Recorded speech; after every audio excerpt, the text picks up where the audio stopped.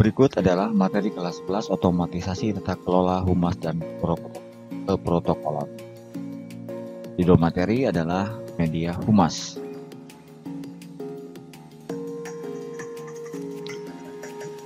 Di zaman era globalisasi, ditandai dengan informasi dan komunikasi yang berjalan dengan cepat. Dalam pelayanan kehumasan, media komunikasi dapat dimanfaatkan sebagai salah satu pelayanan kehumasan. Lalu, bisakah kita mengidentifikasi tentang hakikat media humas? Bisakah kita mengidentifikasi teknik pemilihan media komunikasi humas? Untuk mengetahui hal tersebut, marilah kita pelajari bab berikut ini dengan seksama. Adapun tujuan pembelajaran, setelah mempelajari bab ini, siswa diharapkan mampu 1. Menganalisis media komunikasi humas. 2. Memilih media komunikasi humas. A. Media humas. Humas atau public relation adalah pekerjaan yang berkaitan dengan aspek penyebaran informasi.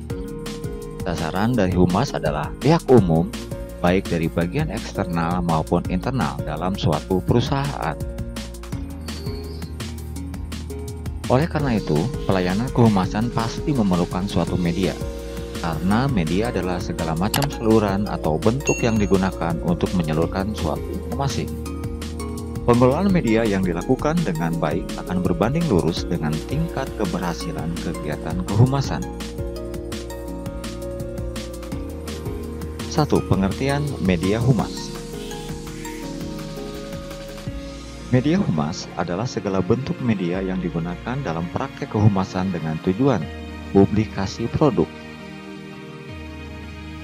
Dengan demikian, media humas digunakan agar produk yang disampaikan oleh humas tersebut bisa disampaikan kepada khalayak umum. Oleh karena sifatnya yang menyampaikan dan menyebarkan informasi, maka media humas bersifat lebih kepada publikasi dan komunikasi. Humas sangat tergantung kepada kerjasamanya dengan pers, baik itu cetak ataupun elektronik.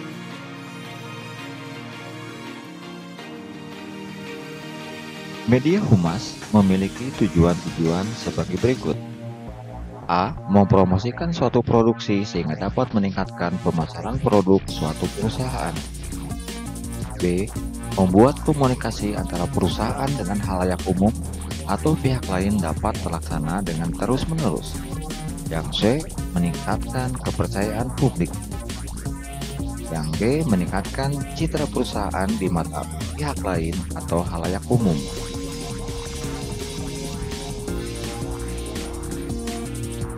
Bagian 2. Persamaan antara media humas dengan iklan. Berikut ini adalah kesamaan antara media humas dengan media iklan. A. Kampanye periklanan dan kampanye humas sama-sama menggunakan berbagai macam media. B. Para praktisi humas berhubungan dengan para editor, jurnalis, serta para produser TV dan radio. Sedangkan para praktisi periklanan lebih banyak berhubungan dengan para manajer iklan dari berbagai perusahaan. Bertugas iklan di media massa seperti radio, koran, televisi, majalah, dan lain sebagainya. Yang C. Iklan sifatnya jauh lebih komersial dibandingkan dengan kehumasan. Yang D. Kampanye periklanan biasanya dilakukan terbatas pada media-media yang bisa diharapkan akan memberikan hasil maksimal. Misalnya lonjakan penjualan dengan biaya serendah-rendahnya. Sedangkan media humas bersedia menggunakan media apa saja, asalkan bisa menjangkau sebanyak mungkin khalayak. Yang E. Tidak seperti dunia periklanan, dunia kehumasan dapat menggunakan berbagai media, khusus seperti jurnal-jurnal internal, buletin, atau sekadar majalah dinding.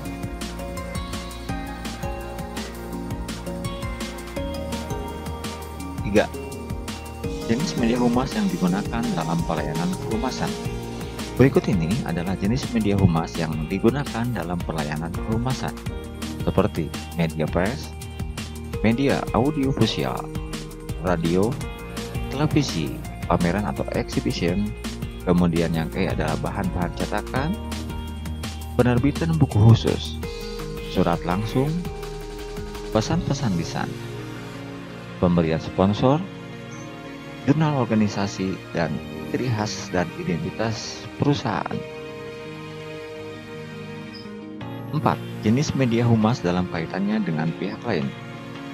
Jika dilihat dari hubungannya dengan pihak lain, maka media humas dibedakan menjadi dua, yakni media humas internal dan media humas eksternal. Adapun media humas internal adalah suatu sarana penyampaian dan penerimaan informasi di kalangan publik internal perusahaan dan biasanya bersifat non-komersial. Penerima maupun pengirim informasi adalah orang dalam atau publik internal, terdiri atas pimpinan, anggota, pegawai maupun unit-unit kerja yang ada di dalam perusahaan tersebut. Berikut ini adalah media-media yang termasuk dalam kategori media humas internal. Seperti jurnal internal, adanya papan pengumuman melalui kaset video, adanya stasiun radio milik sendiri, jaringan telepon internal, kemudian adanya kotak saran, intensif bicara, siaran umum, obrolan langsung, dan dewan pekerja. Sedangkan media humas eksternal adalah segenap kegiatan humas yang diarahkan kepada halayak di luar perusahaan. Fokus dari media humas eksternal adalah hubungan dengan media. Media eksternal sangat berpengaruh besar dalam publisitas suatu organisasi bersangkutan.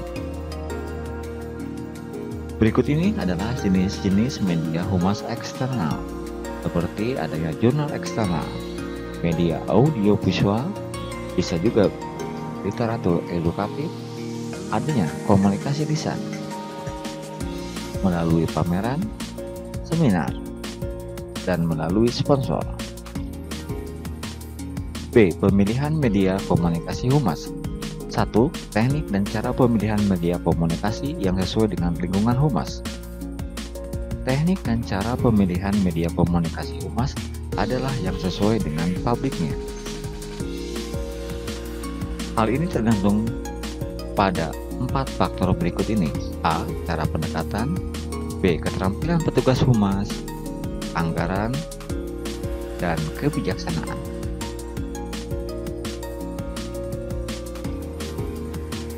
Tahap pertama pemilihan media berita adalah persiapan dan penyiaran berita pada media cetak dan elektronik. Bagi kelompok publik kecil dalam suatu organisasi, dipilih media komunikasi atau jurnal internal yang berjenis-jenis secara teratur dengan beberapa variasi.